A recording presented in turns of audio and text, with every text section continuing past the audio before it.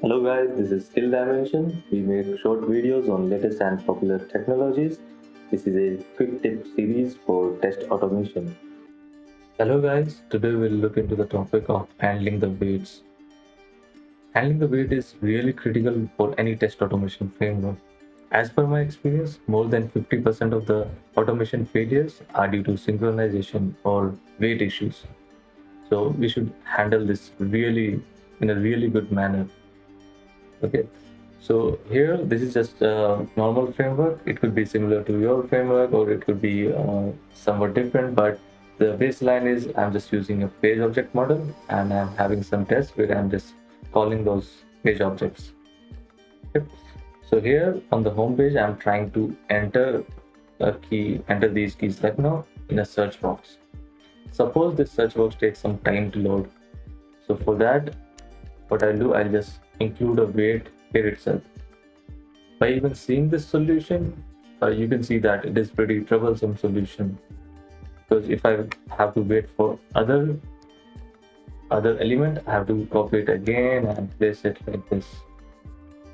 So here I'm using explicit wait and I'm using expected condition for the element to be clickable. So as many times as I need this wait, I have to include it likewise in the test cases. So let us look into other ways or other efficient ways to handle this in a better manner. So as we know, this is not the correct solution. Let me just remove this wait. So we have to implement this wait at a common place. Let us see what's there in the home page. So we are having this home page which is extending the base page class. So this base page will be extended by all the page classes. So this is a good place to implement our common logic to wait for elements.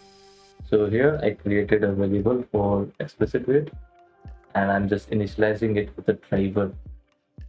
Okay, and as home page is extending this base page, it will have the same way.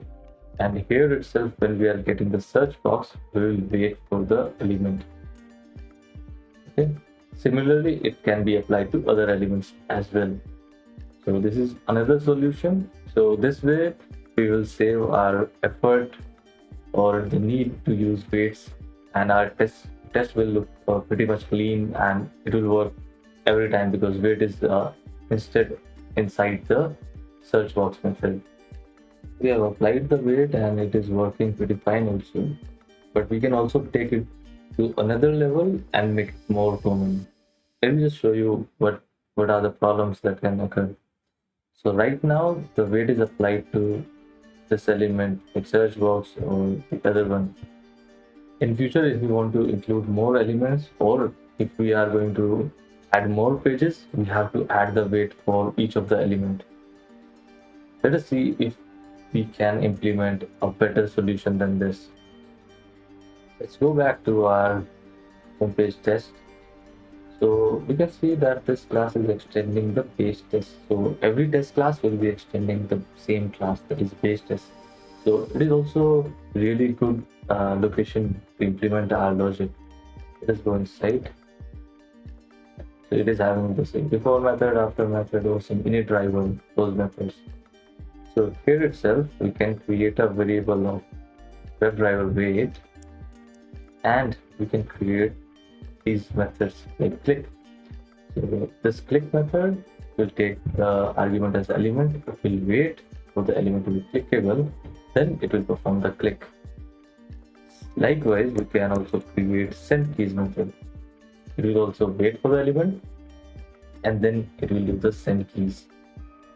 Let us see how we can use it in the test cases.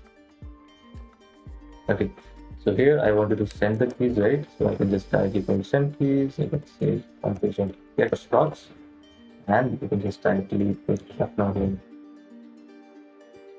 And for the next one, where I wanted to do click, I can just directly call click method, and I can pass the homepage.get schedule display. I can remove this. Yeah. Okay, so code has gotten more clear, clean, and if we can go in the home page, here we can just remove these weights. And in the test, we can just use click and send this method for any of the future web elements or any of the other pages also. These methods will be common. So we have discussed three approaches to implement the wait, and so far this has come out to be the best one. So this can reduce your number of failures in your cases, so you don't have to include wait anywhere else in your program, in your framework, and that will be really good for achieving this wait efficiency. Thanks for watching this video. Do let us know if you want video for any particular topic. That's all guys from Skill Dimension.